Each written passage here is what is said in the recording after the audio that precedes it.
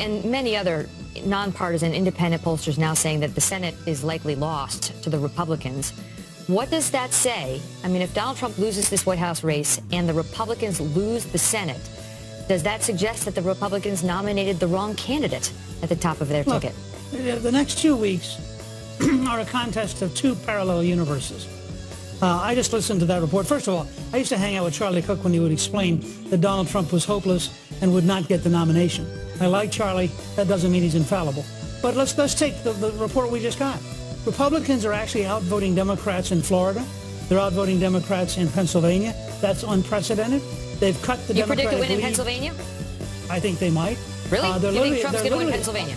Look, all I can report to you right now is they're outvoting the Democrats in early voting, which is also true in Florida, which is unprecedented. But all of the polls in Pennsylvania have her winning.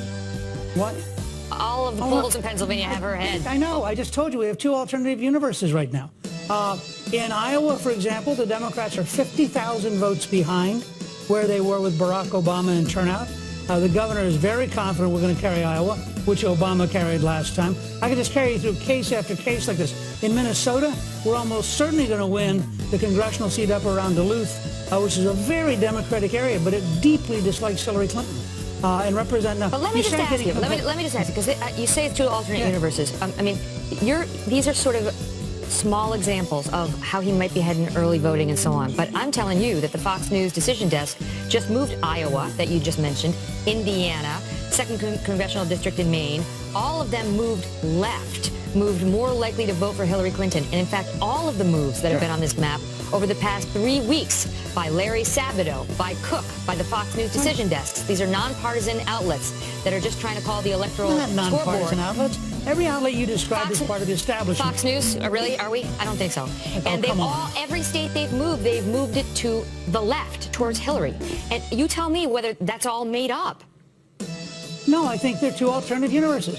You have a poll which suggests that she's going to get a Barack Obama turnout among African Americans. I don't think that's going to happen. You have a Washington Post ABC News poll where they took out 8% of the vote because they didn't like the way it voted. Look, I've been around long enough. I remember when the Detroit Liberal newspaper on the Sunday before the election said John Engler would lose by 14 points. He won the governorship that year. I don't take polls as seriously as people who've never run for office. But your candidate loves them and has touted them from the beginning. And he's been behind in virtually every one of the last 40 polls that we've seen over the past month. That's the reality. Look, if you want to assume the election's over, skip the next 2 weeks so we can talk about the future. I'm not assuming anything. I'm asking you whether you believe your candidate's behind based on these numbers and what it says about the down-ballot races. I believe the odds are at least 1 in 3 and maybe better than that. That the difference in intensity and the difference in determination and the degree to which Hillary Clinton is clearly the most corrupt, dishonest person ever nominated by a party all mean that the odds are pretty good she's not going to win. Now, I actually believe that. This is not just because I'm for Donald Trump. I actually believe the American people So let me ask you about that. So let's assume she is corrupt, right? She was just as corrupt 3 weeks ago and 3 months ago. And she would have been corrupt and collapsing physically on September 11th of this year. And her poll numbers tanked. But then you know what happened. He had a rough first debate. He took the bait on Alicia Machado. He stayed in that trap for a week. The Access Hollywood tape came out, which was not produced by Hillary Clinton.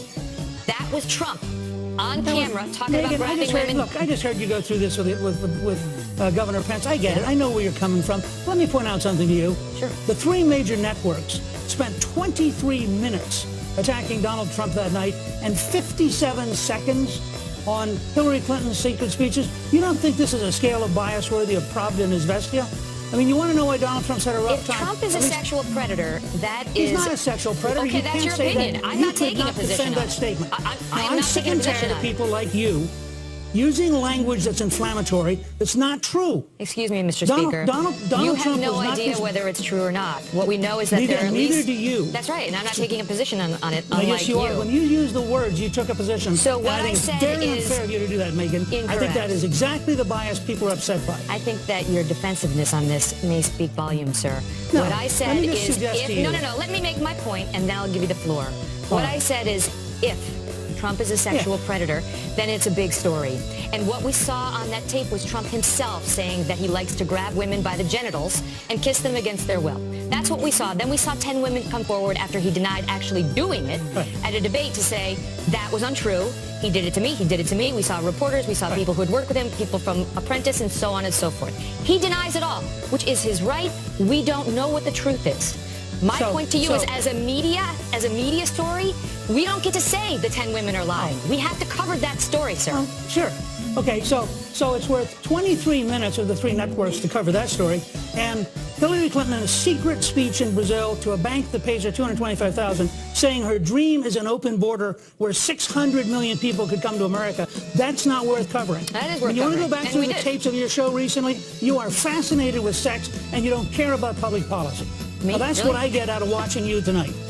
You know what, Mr. Speaker? I'm not fascinated by sex, but I am fascinated by the protection of women and understanding what we're getting in the Oval Office. And I think the American voters would like to know. And therefore, we're going to send Bill Clinton back to the East Wing because, after all, you are worried about sexual predators.